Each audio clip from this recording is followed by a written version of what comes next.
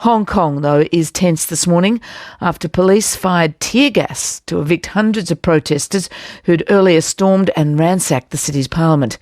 Demonstrators wearing hard hats, goggles and masks smashed their way through the glass windows of the Legislative Council building and once inside spray-painted the walls with pro-democracy slogans, throwing chairs and temporarily occupying the chamber.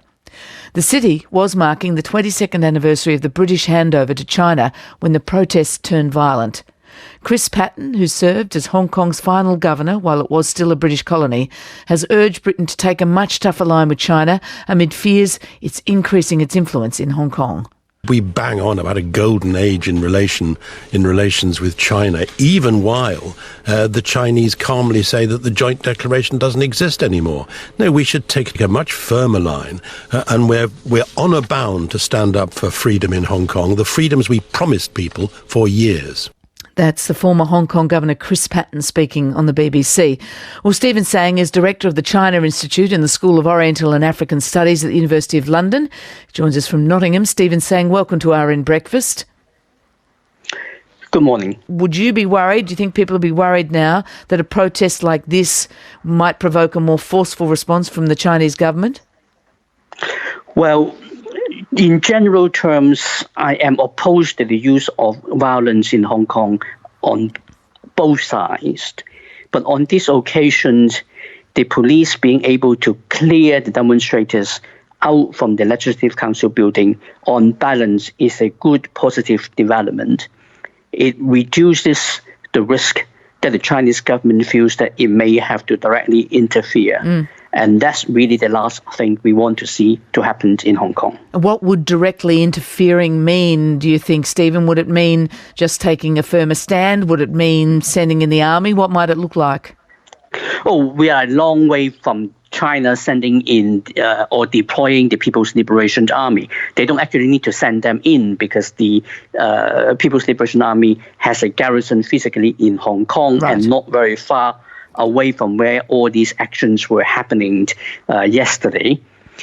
What I was referring to in terms of more direct interference will be sending instructions to Carrie Lam in terms of how to manage the matters. What we have seen in the last few weeks are clear evidence that the chief executive in Hong Kong has a lot of agency. She can manage the situation in Hong Kong. She had done very, very poorly, but she was making so many mistakes that they would not have been made by Beijing, that it is confirmation that she is not just a puppet, but she has completely failed to do her job properly. It's 18 minutes to 7. Our guest is Stephen Tsang, Director of the China Institute in the School of Oriental and African Studies at the University of London. There's been a lot of criticism, global criticism of Hong Kong and the attitudes of the government and this bill. Last week, Jeremy Hunt from Britain announced he was banning sales of tear gas and other crowd control equipment to Hong Kong because of the crackdown.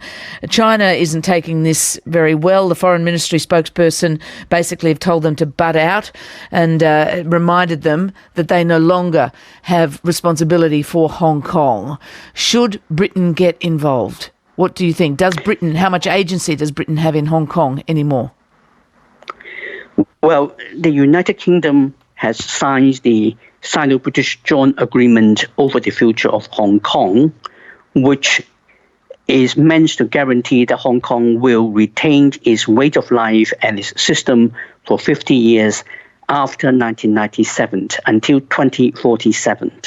So the United Kingdom has a legal obligation to see to it that the Joint Declaration or the Sino-British Agreement is implemented in full.